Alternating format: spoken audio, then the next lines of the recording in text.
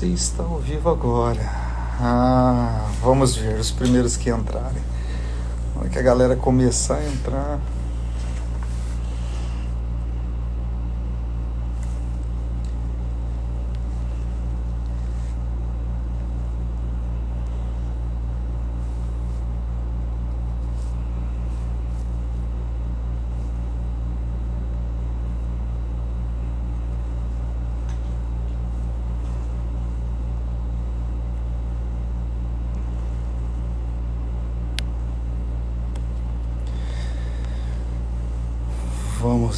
Vamos lá. Esperar um pouquinho. O seu é L? LA24HR. Isso. Tem até mais pessoas agora online. Muito bom. Vamos aguardar só a galera entrar de pouquinho em pouquinho.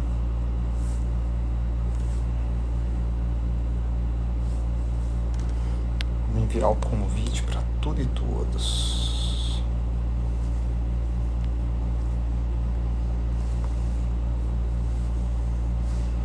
Você dá aula? Sou personal trainer, né? Onde você é personal? Lá na Selfit. Eu treino lá de manhã. Em condomínio, lembro que eu já tive 2 vezes lá. É mesmo.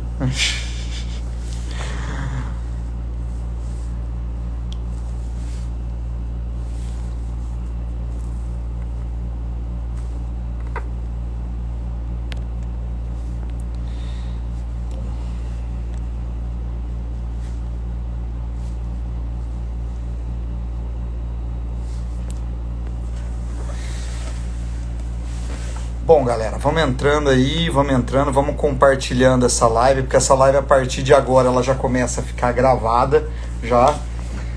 Quem acompanhou viu a saga, né? Já pode começar com o ensinamento, né? Deu uma instabilidade, né, na internet, eu acho que do local onde eu estava, por mais que é um local bom, onde eu já fiz 3 tipos de live, e aí eu vim até o professor, né, Kleber, para fazer essa live, para entregar esse conteúdo para vocês que foi prometido.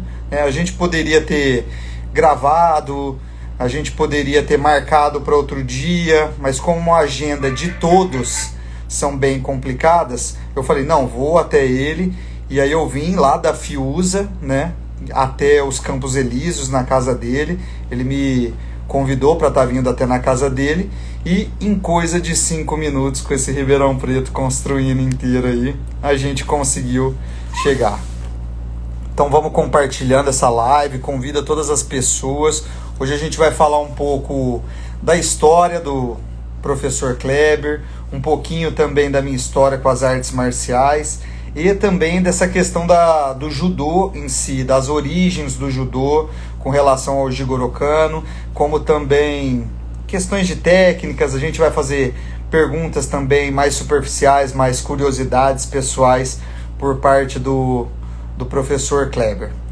Primeiro de tudo, professor, eu gostaria de agradecer a você por ter cedido, né, o seu tempo para mim, né, que a gente não se conhecia muito pessoalmente, né, até mesmo dentro da prática do judô, né, a gente não se conhecia, e poderia estar com a sua família, poderia estar descansando, poderia estar focado nos seus projetos que são extremamente grandes e muito lindos, que você vai falar aí para a galera, que você já comentou comigo. Então gostaria de agradecer demais a sua presença, tá?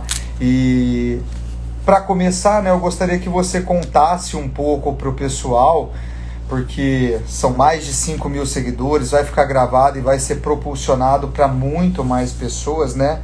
Quem que é o Kleber, quantos anos pratica judô, com quantos anos começou, por que começou, se formou em educação física, não, todos esses poréns que você acha importante na sua vida, essa questão desses projetos sociais que você tem, se é só projetos sociais, qual que é o trabalho seu que te traz uma fonte de renda, todos esses detalhezinhos que traz a curiosidade para a galera aí. Olá pessoal, boa noite Lucas, obrigado aí pelo convite, fiquei muito feliz e a gente não se cansa de falar sobre esporte, e quando é o judô propriamente dito, é uma coisa que a gente já pratica há muito tempo, né? Então é sempre um prazer e fico muito feliz de estar aqui com vocês. Eu pratico judô há mais de 40 anos, né? Hoje eu tenho 51 anos. Desde os meus 8, 10 anos, que foi quando eu comecei. E por aí vem a nossa história. Uma família muito simples, muito humilde. Eu era sócio do Palestra Itália. Comecei a fazer judô lá, vendo aquelas crianças lá de kimono branco, né? O judô-gi branco. E eu era um menino que ficava muito dentro de casa, muito introvertido. Daí eu falei, é esse esporte que eu gostaria de fazer. Até a minha mãe no começo assustou, falou, isso é violento, isso aí você vai ficar briguento e tal. E muito pelo contrário, né? O judô é uma ferramenta educacional, uma ferramenta de contribuição para as famílias, né? Assim como todas as artes marciais bem direcionada, né? E todo o esporte é bem por aí. O judô tem alguns diferenciais pela etiqueta, né? Por ser de origem japonesa. Então eu sou um professor que eu sigo bem a tradição. Eu procuro não desviar da tradição. Porém, eu faço das nossas aulas uma aula moderna, uma aula bem motivacional, que é o que a criançada quer, os adolescentes, os adultos e até veterano, né? Então, eu comecei dessa maneira. O meu primeiro judogi foi feito de saco de açúcar, porque a minha mãe não tinha condição de comprar um kimono. E eu usei até ele rasgar todinho. Foi uma japonesa que fez pra mim. Na época ela fazia esse tipo de uniforme, ela tinha assim um pouco de conhecimento. E eu não pagava para treinar, o clube levava a gente nas competições. Aí eu comecei no começo eu apanhava muito, mas muito mesmo. Aí eu fui pegando gosto, eu praticava judô 2 vezes por semana, depois passei para 3, depois passei para 5. Enfim, tinha dia de eu fazer 2 treinos, porque era o que eu gostava. E não tem segredo, quando você treina bastante, você acaba melhorando, né? Toda a sua desenvoltura, coordenação, força, e aí por diante eu comecei a ter algum resultado bacana em competição. Daí meu professor levava a gente para competir mais em São Paulo. E aí que veio a minha história. Eu entrei na equipe de Ribeirão Preto aos 16 anos, e dos 16 eu fui até os 33 como titular. Todo ano eu medalhei na jogos regionais, representando Ribeirão Preto. E depois dos 33 aos 39 eu participei da modalidade kata, né? Então a gente tinha uma dupla de kata, que também a gente conquistou títulos todo ano. Mas daí já estavam os meus alunos vindo, né? Quando eu meio que parei de disputar jogos regionais, jogos abertos, os alunos nossos já começaram a representar. E hoje nós temos atletas em todas as categorias, tanto no masculino como feminino. E a gente representa a cidade, não só na região, como no estado, em campeonato brasileiro. Temos inúmeros atletas que foram para clubes maiores, né? Esporte Clube Pinheiros, São Bernardo, São Caetano, vários clubes aí que tem uma condição bacana de poder auxiliar esses atletas. E nós estamos aqui, né? Hoje nós temos a nossa associação. Esse ano agora vai completar 30 anos, né, da nossa entidade. Nós já formamos até agora mais de 60 faixa preta. E esse é um número bem... Nós ainda não fechamos esse ano, né, de 2021, mas eu acho que vai ser um recorde nacional. Nós temos mais de 20 atletas para fazer exame faixa preta num só ano. Eu acho que isso aí é um número bem expressivo, né? Para nossa escola, que vai passar de 80 faixa preta. Então temos aluno 5º Dan, 4º Dan, 3º, 2º, 1º, então tudo graduando. E a gente motiva, né? Nossa escola é bem tradicional, trabalho bem dentro da linha japonesa, de filosofia, de disciplina, formação de caráter, né? E o resultado, sem dúvida, é um resultado de sucesso, porque as famílias procuram o judô não é pelo título ou pela medalha, procura pela disciplina, né? A gente recebe as crianças, né, geralmente, quando se inicia, porque houve a recomendação ou do médico ou de algum pai que conhece o judô e fala assim, não, esse menino tá muito arteiro, leva lá pro professor Kleber lá na Corporiçana que ele dá jeito. Então aí, mas não é o professor Kleber, é a modalidade, é o local, né?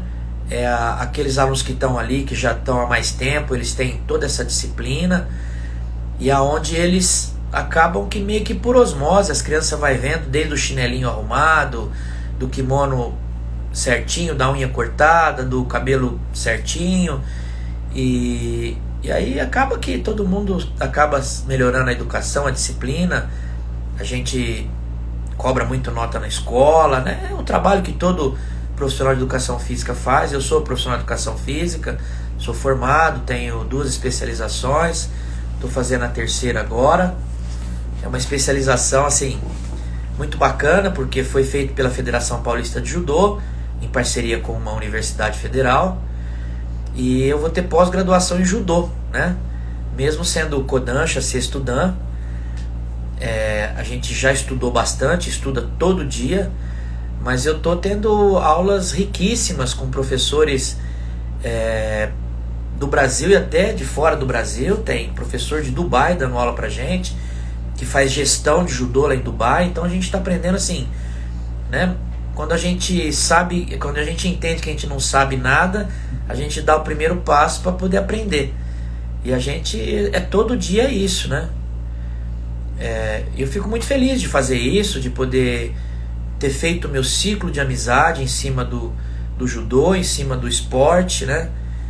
E eu levo isso para a vida toda. Os meus melhores amigos estão em cima do tatame, do dojo. São meus próprios alunos hoje, né? É mais ou menos isso. Não, show. Antes de você falar dos seus projetos, qual foi o seu primeiro mestre, ou o mestre que você sempre teve, assim, para que a galera, mesmo que a galera não conheça, sabe? Você falar qual que é o nome dele e tudo. Meu primeiro professor foi o professor Bin, Sérgio Bin. Hoje ele está aposentado, mas ele é um professor muito querido. Ele está sempre presente nos campeonatos, ele vem sempre. Eu trato isso com muito carinho, porque eu sempre falo, quando ele está perto da gente, ele passa confiança, ele passa uma segurança, né? E ele é muito presente. Eu tenho um carinho muito grande, ele é meu padrinho, e a gente se dá muito bem. E mesmo ele aposentado, ele é um professor presente na minha vida. O legal disso é que cria um vínculo não só de mestre com aluno, cria um vínculo de amizade, cria um vínculo todo social, né, familiar em cima disso. É igual eu, por exemplo, dentro da arte marcial que eu tô há mais tempo, que é o Aikido, né? Eu tenho o Marcos Caires, né, que é o sensei aqui de Ribeirão Preto, não sei se você claro que eu conhece o Marquinho. Eu já trabalhei com ele já. E 21 anos juntos. Olha, né? Que legal. 21 anos. Então cria-se assim uma admiração, um companheirismo, igual você falou, assim, surpreendente. E isso fica de dica, né, para todos que queiram praticar as artes marciais, porque hoje essa questão de confiança, de uma amizade sincera e de ter pessoas que tipo passam dificuldades com você e estão prontas para te ajudar a qualquer momento, isso é raríssimo, né? E isso a gente encontra muito inserido dentro das artes marciais. É muito bom. E aí uma outra perguntinha assim, que às vezes gera curiosidade no pessoal, né? Qual que é o passo a passo, às vezes, de campeonato, passo a passo de... Pode ser até de dia a dia, sabe? De disciplina, de alguns valores que tem que ter para a pessoa assim, se tornar, às vezes, um competidor a nível olímpico, que a gente assiste muito nas Olimpíadas, o Brasil sendo representado. E até mesmo é muito bonito ver os outros países, como a França, que tem aquele francês, né? Que ele é... Qual que é o nome dele? Ted René. Fantástico, como o próprio Japão em si, né? Que foi até uma coisa assim muito curiosa que aconteceu e surpreendente, que a França, o time da França, conseguiu derrotar o Japão, né?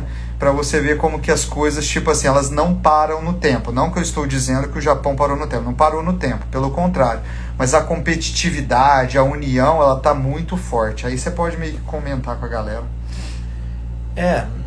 Não foi muito surpresa a equipe da França ganhar do Japão na equipe, né? As duas potências do judô, assim, mundial. E para você ter uma ideia, na França existe canal de televisão de judô. Então, canal fechado, as pessoas pagam para assistir judô. Então, né, lá existe o Omnisport. Eu tive a oportunidade de estar lá em 1997, Campeonato Mundial de Paris. É o templo do judô na Europa, né?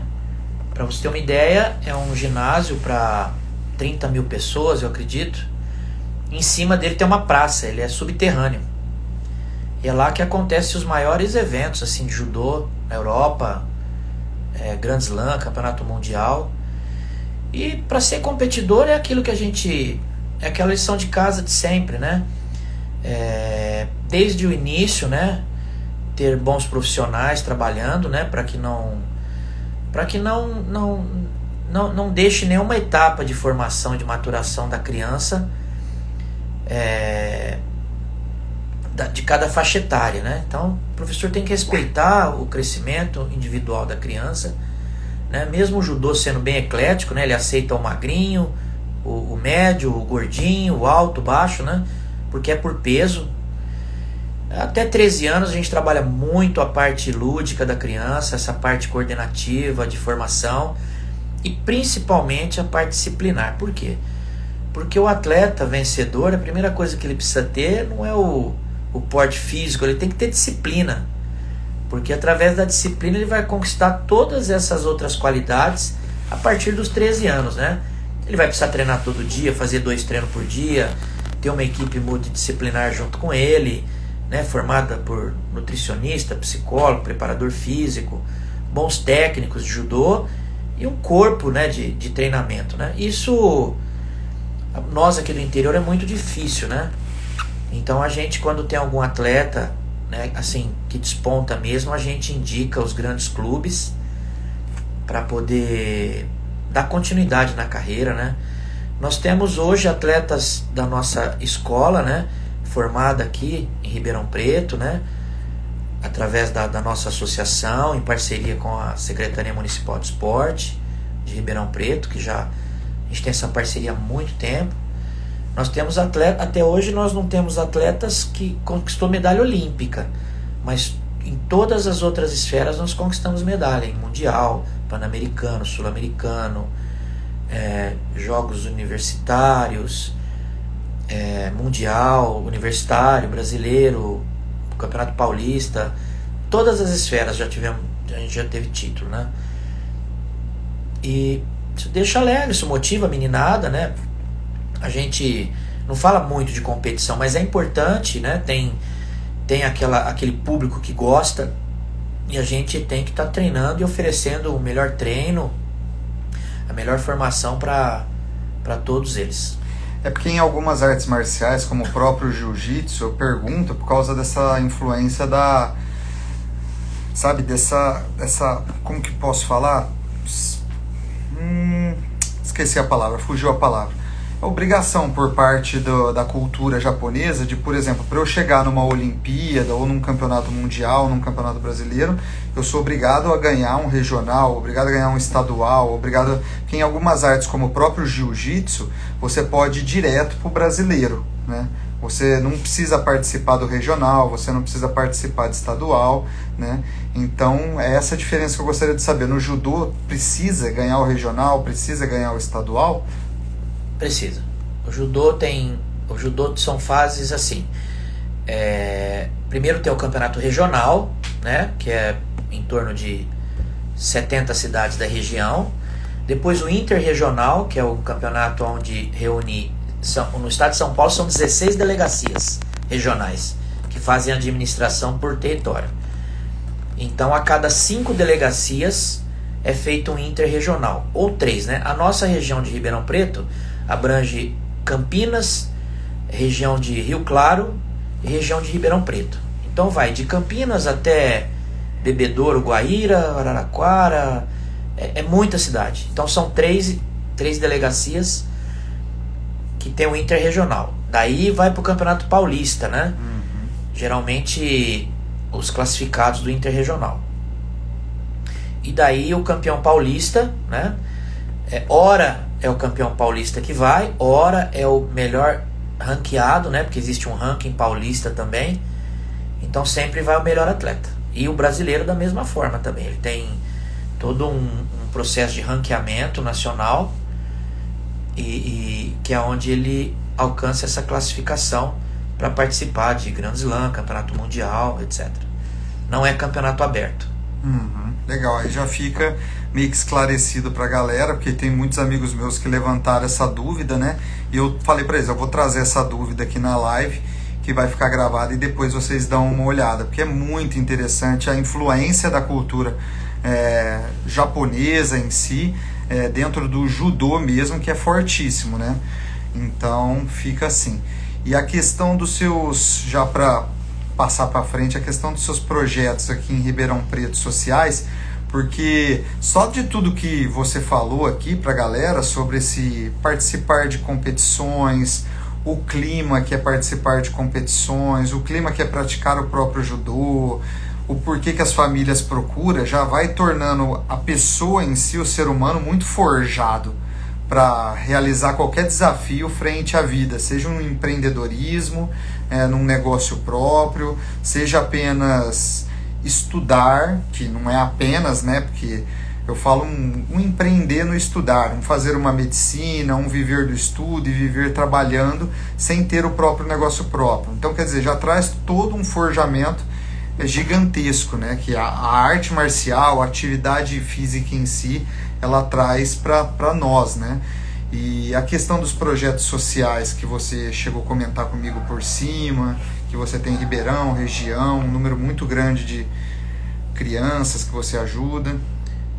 O projeto social começou há praticamente 10 anos atrás, né? Como eu já falei, eu formei muita gente bacana, né? Então nós temos alunos que são médicos, são advogados, dentistas, em todas as áreas. Um dia a gente estava numa confraternização de final de ano, né? Que a gente trata como, chama Bonenkai. É uma reunião de amigos para despedir do ano e entrar o próximo ano com bastante alegria, com bastante união entre a turma.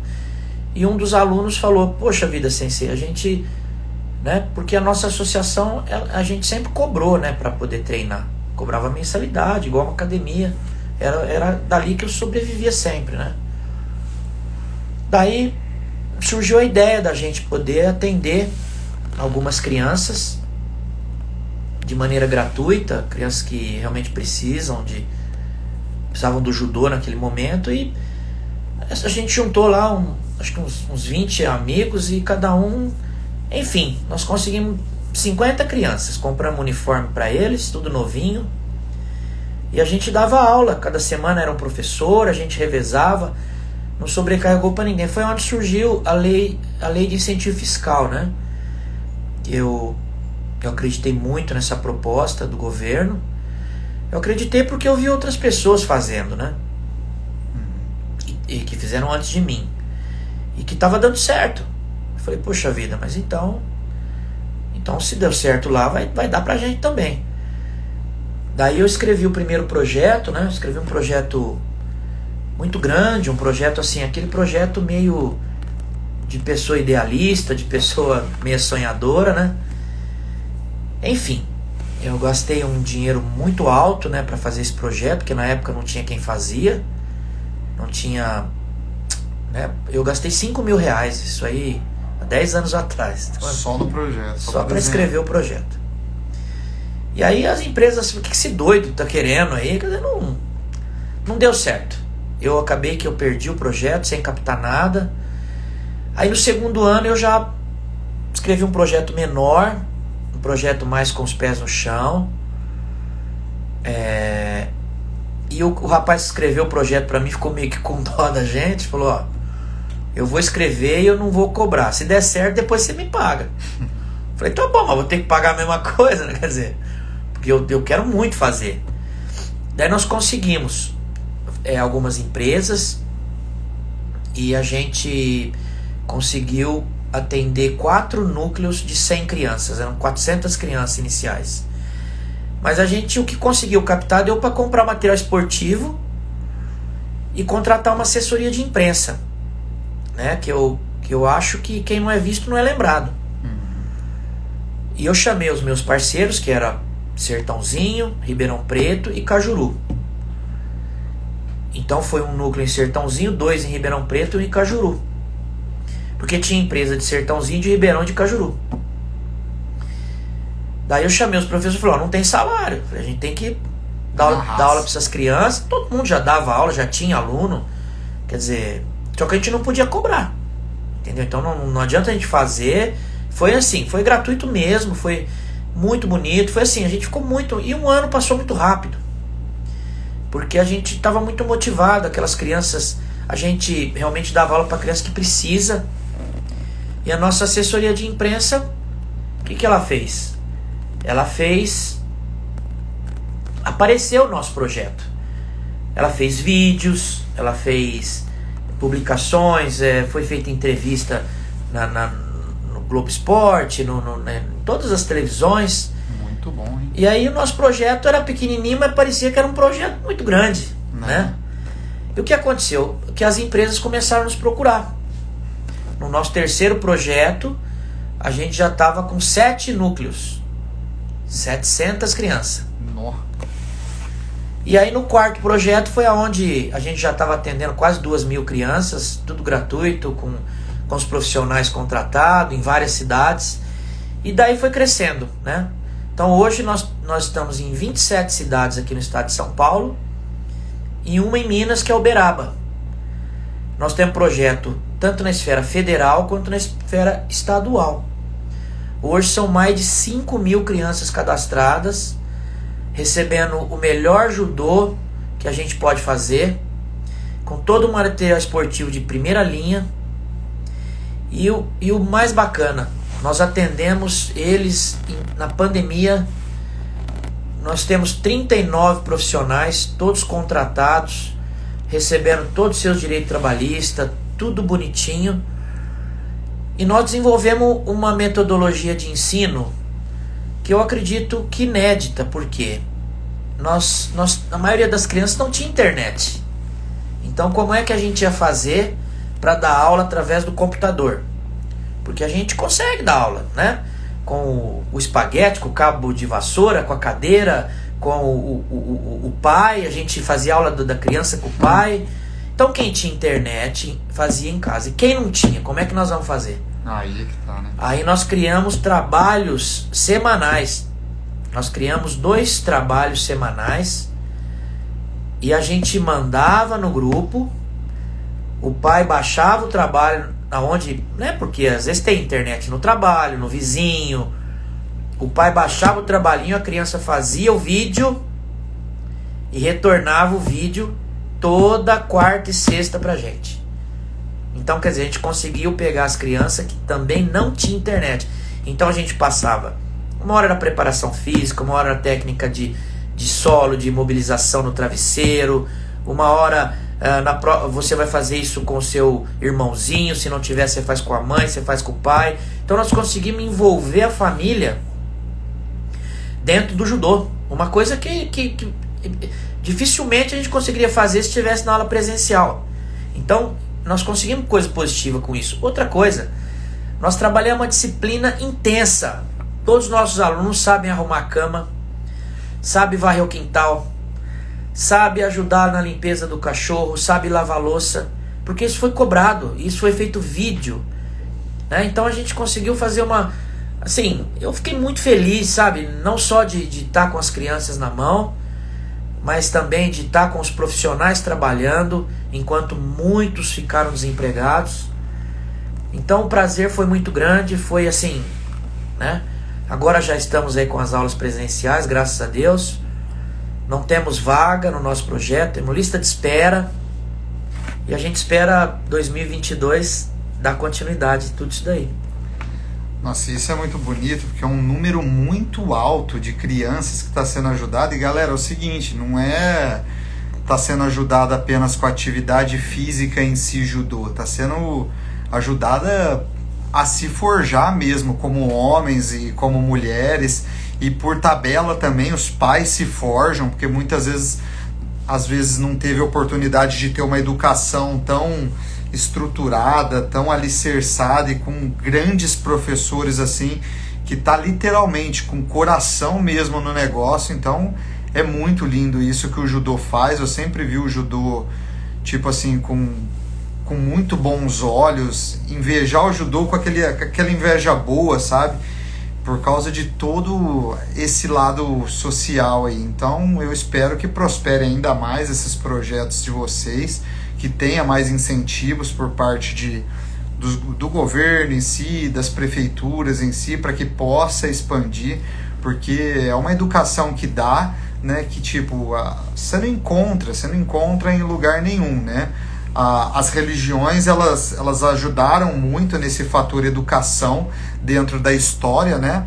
Mas as artes marciais em si, né? Porque eu gosto de estudar história, e até mesmo o professor Caio, que iria fazer a live com a gente, que é o meu professor de japonês, ele trouxe alguns pontos aqui legais para mim ler, mas ele falou muito bem isso, dessa questão das artes marciais, principalmente o judô em si, como que ele foi fortemente uma transformação social, não só no Japão feudal, mas no Japão moderno, e por consequência no mundo. E dá para ver um pequeno projeto, né? Lógico que a gente sempre começa com os melhores dos projetos, né? Também já passei muito por isso, de desenhar o projeto, mas ter que reduzir ele pela metade, porque tem vários fatores psicológicos por parte também do outro que compra, né?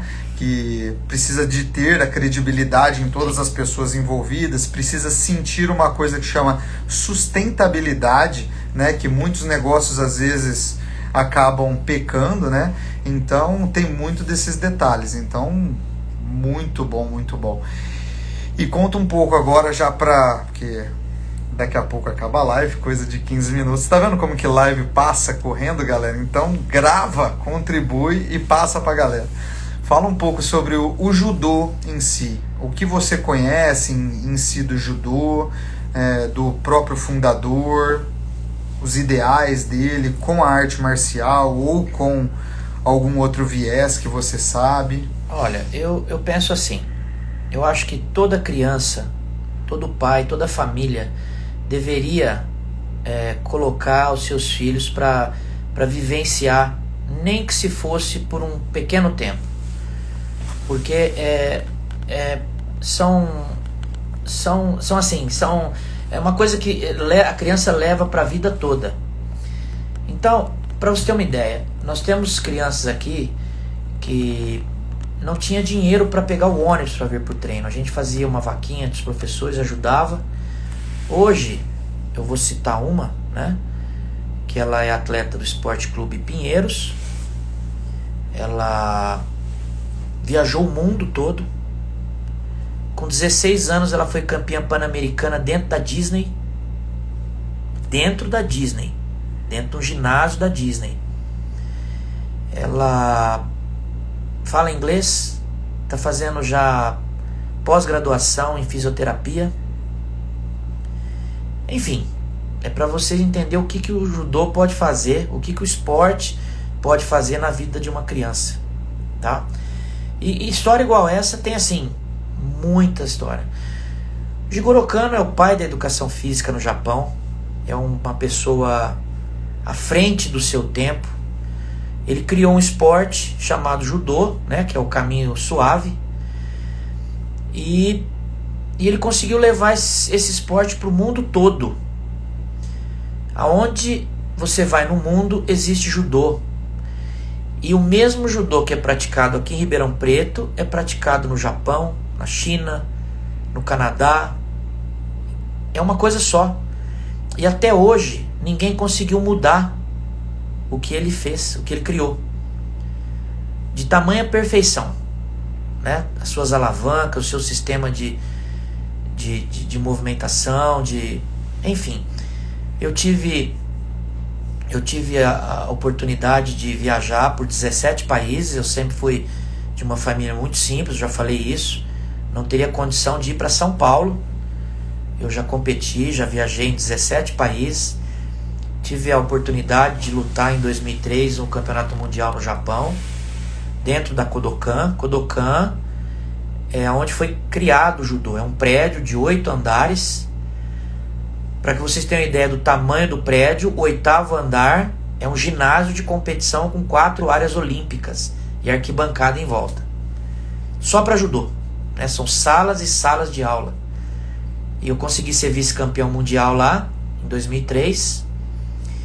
E eu retornei no Japão, agora fiquei lá 30 dias na época, e retornei agora, em 2019, antes da pandemia, num projeto da Ajinomoto, em parceria com a Federação Paulista de Judô. Eu fiz parte da comissão técnica. Nós levamos lá 18 atletas da classe sub-18 para poder treinar lá quase 30 dias também, em várias cidades do Japão, e finalizamos em Tóquio. E então eu vivenciei muito, eu vivo muito a cultura japonesa, porque a minha graduação é uma graduação um pouco maior, né, do que faixa preta, é a faixa vermelha e branca. Então eu convivo muito, já convivi com os melhores professores que o Brasil teve e tem, né? Eu já tive treinamentos, cursos, né? Eu sempre fui muito estudioso nessa parte. E eu gostava muito de viajar para São Paulo, porque lá que estava a fonte. Então eu aprendi direto da fonte. E eu fiz muita amizade. Então eu passei eu jantava no meio dos japoneses, almoçava. E você tem que ter um bom comportamento, porque eles têm algumas etiquetas que nós não temos, né? E nessas idas que eu tive para o Japão, eu pude presenciar isso, né? No Japão você não escuta buzina. Os carros não buzinam. Por que eles não buzinam? Porque o japonês não é da cultura dele importunar outra pessoa, né? Ele espera o momento dele. Se você vai passar com o carro e cortar ele vai esperar você passar. Não vai te xingar, não vai... Né? Lá tem muita bicicleta. Então a bicicleta anda na calçada junto com as pessoas. Para você ter uma ideia, em uma situação eu e um outro professor andando, né, os dois, e o camarada com a bicicleta atrás da gente, né? Aqui no Brasil a gente é educado, a gente vai fazer o quê? Vai pedir licença, com licença, posso passar? Né? Seria educado. Lá ele não pede licença para passar, porque ele não passa enquanto você não permitir que ele passe. Porque a cultura dele é de não importunar você, de não tirar você do seu caminho. Do seu caminho, do que você está fazendo. Ele não está ali para te atrapalhar, ele não está ali para te cobrar nada. Então é uma coisa assim, é muito rica isso daí.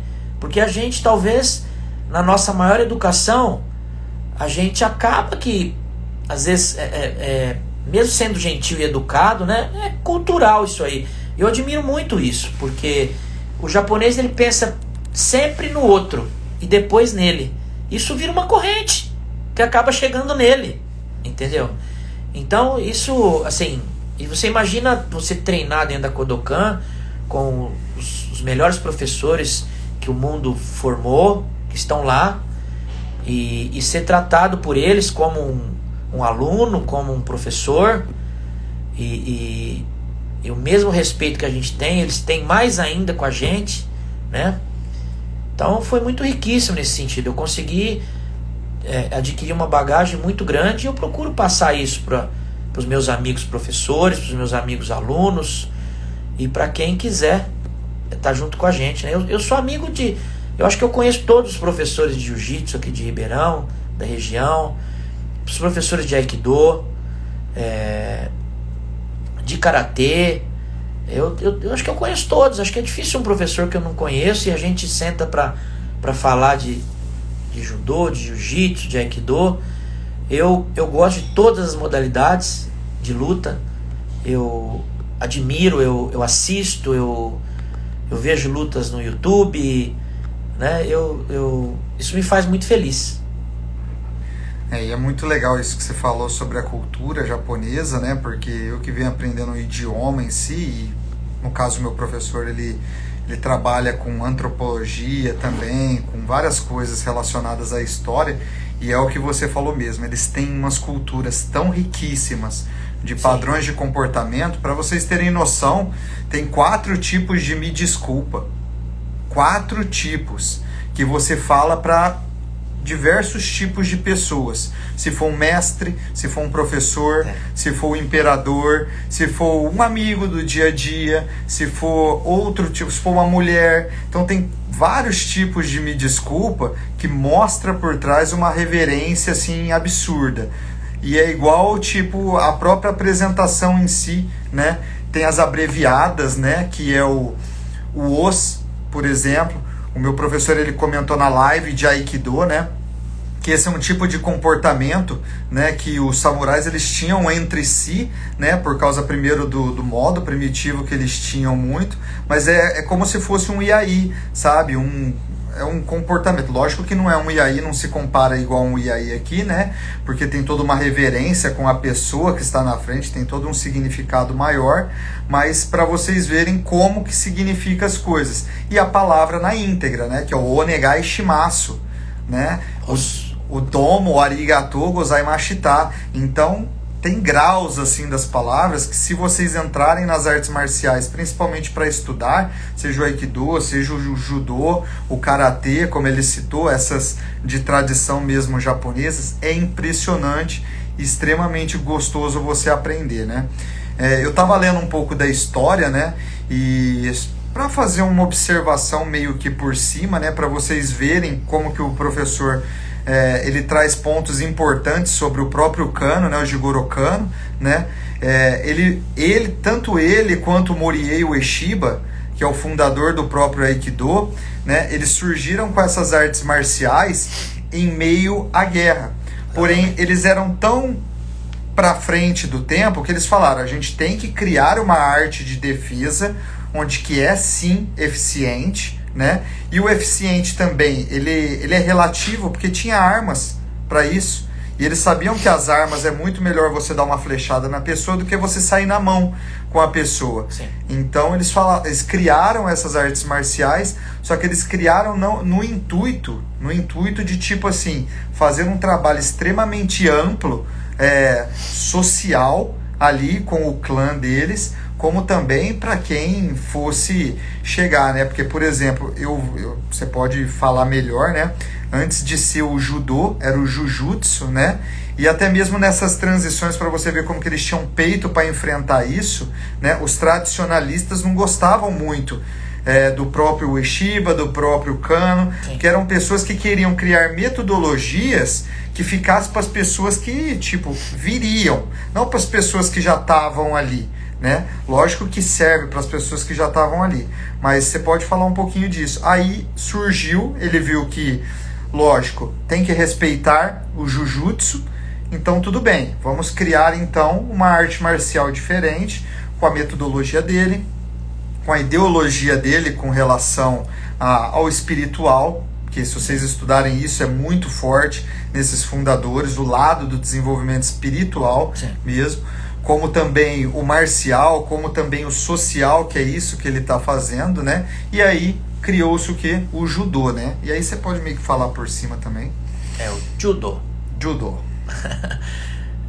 O Jigoro Kano, o judô veio do jujutsu, que era a luta do samurai. Então o Jigoro Kano, por ser muito levinho, pesava 50 quilos. Ele tirou os golpes mais...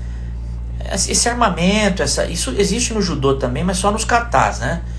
E aí ele criou esse sistema de alavanca, esse sistema que se usa, né, tanto no judô como no jiu-jitsu, todas as artes, né, tem. E eles eram muito amigos, viu? Tanto o Moriei Ueshiba, o Kano e o mestre karatê também. Eles trocavam informações, né? E igual eu falei, é tão rico o que eles conseguiram produzir que é para a vida toda, né? Então, sempre ao lado do quadro do Jigoro Kano, né, que tem nas academias, existem duas frases, né, que são os dois pilares do judô, né, que é o Gita Kewei, que é a prosperidade e benefício mútuo, né? Que é aquilo que a gente vê que deveria ser, né? Na nossa vida, aqui no nosso país, né? E o Zeiryoku Zenyo, que é máxima eficiência com mínimo de esforço, aonde no judô, no aikido, o pequeno consegue fazer uma projeção no indivíduo com o dobro de peso dele, né? Usando a própria força dele. Então essa ciência dessa alavanca, quando você empurra eu puxo, quando eu puxo você empurra, é a que faz ter esse funcionamento mais que perfeito, né? É isso. É muito, muito enriquecedor, né? E a galera adora comentar, né? Gosta. Você chegou a passar por aquela época onde que tinha... Já fica agora uma pergunta mais superficial pra gente chegar nos finalmente, né?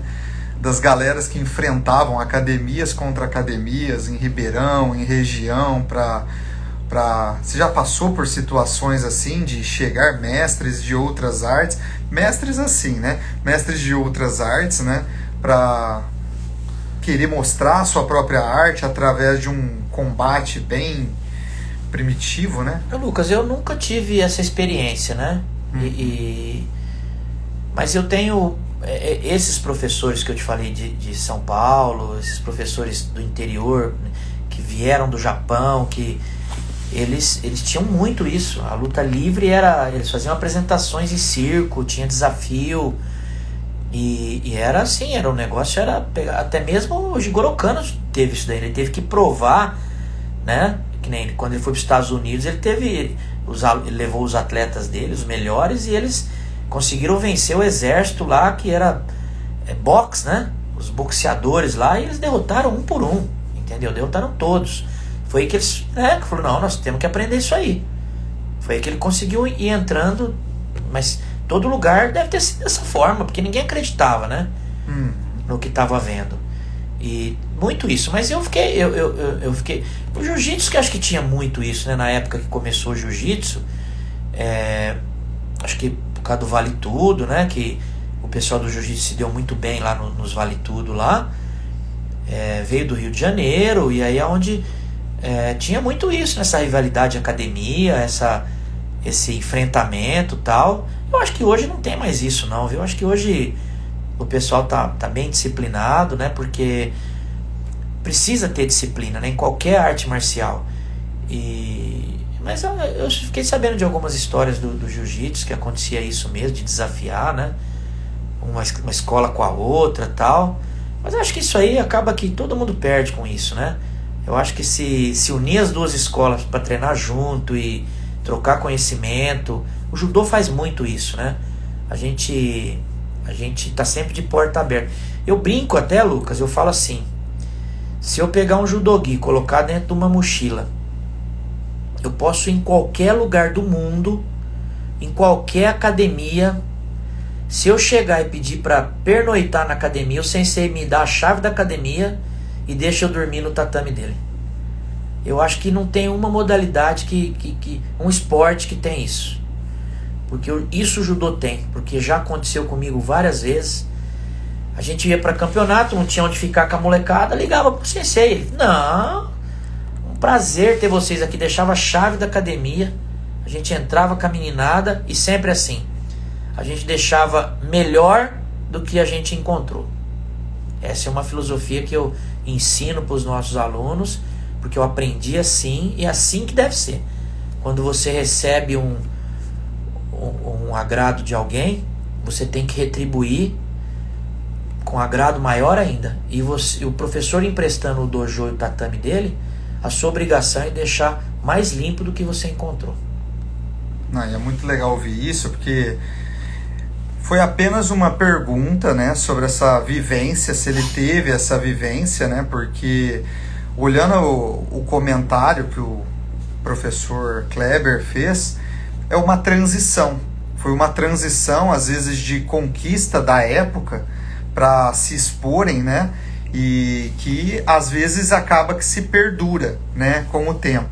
Só que na modernidade hoje, a gente vê que esse negócio de rixa entre equipes ou a briga em si. Primeiro que realmente hoje eu acho, nunca mais, eu de 20 anos de artes marciais, é porque vai muito mais para trás, né? Mas eu também nunca cheguei a ouvir, né, dessas histórias. Então, para vocês verem a transição da marcialidade, de como ela precisou se expor, só que alguns métodos hoje, por exemplo, de exposição, é totalmente inviável e pelo contrário, né? Hoje acaba queimando muito o nome da própria arte marcial se você fizer, né, dessa forma. Também porque foi uma dúvida levantada por um amigo, né, e para fazer para ele, e no caso dele também não chegou a passar por nenhuma experiência, só ficou sabendo meio que por cima. E é o que ele falou, tipo, quando você entra em artes marciais, em equipes boas, como de judô, como de jiu-jitsu, como de karatê, tipo, você acaba criando todo um lado muito forte, né, como ser humano, e você não entra nesse tipo de situação, né? É verdade. Para finalizar, né, também, aí já é mais eu, né, que quero saber por parte do sensei, qual os golpes, 1, 2, pode citar 2, que você mais gosta, né, de aplicar, ou que você gosta não só de aplicar, mas que você gosta de ver sendo aplicado no próprio judô, seja de estrangulamento, seja de projeção, seja qualquer golpe. Eu sou, igual eu falei, né, eu sou do judô tradicional, gola e manga, né? Eu não gosto de ensinar judô força, eu gosto de ensinar disputa de pegada, movimentação, desequilíbrio, preparação e queda. Então, eu ensino muito para os nossos alunos golpe de quadril, né? Golpe de pé e perna, né? Os golpes que eu gosto muito é o de Ashbarai, que é um golpe, parece ser muito simples, mas ao mesmo tempo ele é complexo, ele é bonito de assistir, porque quando cai bem chapado. Eu gosto do Ultimata, né? Que é um golpe de uso de pernas, é um golpe também muito bonito, é aquele que sobe, né? E na minha carreira, hoje não se pode se aplicar mais, porque hoje não pode pegar mais na perna da cintura para baixo, né, da faixa para baixo, que é o Kataguruma, né? Ombro, né? É onde você entra, coloca o adversário sobre o ombro e faz a projeção. Eu apliquei muito esse golpe, inclusive na semifinal do Japão, eu ganhei do japonês em 10 segundos com o Kataguruma. É um golpe que eu sempre gostei muito. Então, mas o Ippon Seoinage, o Seoinage, o Utigari, são tudo golpes clássicos, né? Golpe bonito de se ver. O judô tem muito golpe, é muito bonito, cada um deles, cada um tem a sua maneira de fazer, né? E cada atleta tem assim uma desenvoltura para alguns, né? E a gente ensina todos os golpes, né? Mas esses daí são assim os mais bonitos que eu acho. Eu já por começar o judô há pouco tempo, né, e praticar o jiu-jitsu em si há muito mais tempo, coisa de 3 anos e meio, né? Infelizmente tive que parar devido à pandemia, mas 3 anos e meio. Gostava muito da questão desse jogo de quadril que o judô tem para colocar a pessoa presa no chão, sabe? Tem uma equipe que é muito famosa, que é o próprio lutador, né, de jiu-jitsu Barbosa, né, que tem a equipe dele também de judô, né, que utiliza muito dessas técnicas de segurar, de prender o cara no chão. Eu sempre achei fascinante e sempre gostei, até porque eu sou pequeno, né? E uma técnica também que eu gosto é o próprio Gyako, né, o Gyako Jujigime, né? Gyako Jujigime. Que traz o estrangulamento com as mãos por dentro da própria gola, faz um X e arrocha. O polegarzinho para fora. Polegarzinho para fora. Então é impressionante, é muito bom. E então, galera, por hoje é só, deu 1 hora aí de live, né? Eu sempre falo que dá em torno de 50 minutos a 60 minutos, eu procuro não me estender bastante. Perdoa o pessoal que enviou mais perguntas aí, a gente não conseguiu responder, mas está entregue essa live, vai ficar gravada. Compartilhem com todos os seus amigos, amigas, leva essa corrente de energia espiritual, social, marcial, para tudo e para todos, né, professor? E Só tenho a agradecer novamente aí a sua participação. Se quiser deixar uma mensagem aí pra galera. Não, né? a mensagem, igual eu já falei, né? Nossas portas estão sempre abertas. Pessoal do jiu-jitsu, qualquer, né? Você, Lucas, está convidado. Quiser vir fazer um treino conosco aí. A gente treina todo dia, às 20 horas. Tá? São 1h30, 2 horas de treino. E aí, só procurar nas redes sociais aí, Judô Corpurissano, Kleber do Carmo. A gente se fala, vai ser um prazer receber o pessoal para estar ampliando aí nossa amizade, nossa troca, né? E teve um rapaz que perguntou aí qual um golpe bom para sair da imobilização. Não existe golpe, né? Existe movimentação, né? Você tem que ter um quadril bom para você sair das imobilizações, né? Você tem que aprender a fazer reposição de guarda, você tem que saber, né? Mas é tudo uma mãozinha, uma mão ali, um pezinho que vai ali. Isso aí é o que nós professores passamos, né? Mas a primeira coisa que tem que ter é um bom quadril para você poder fazer a saída de qualquer imobilização. Então aí você treina bastante camarão lá, que você vai ficar com bom quadril. E com a cara raspada. Mas fechou, galera. Boa noite aí a todos. Se precisar, entrem na bio, né, do professor Kleber, entre na minha, tire dúvidas. E como eu sempre falo, sai pegando, vai pra cima, porque senão nem essa live teria acontecido. Fechou? Grande abraço. Obrigado. Olha que tremendo.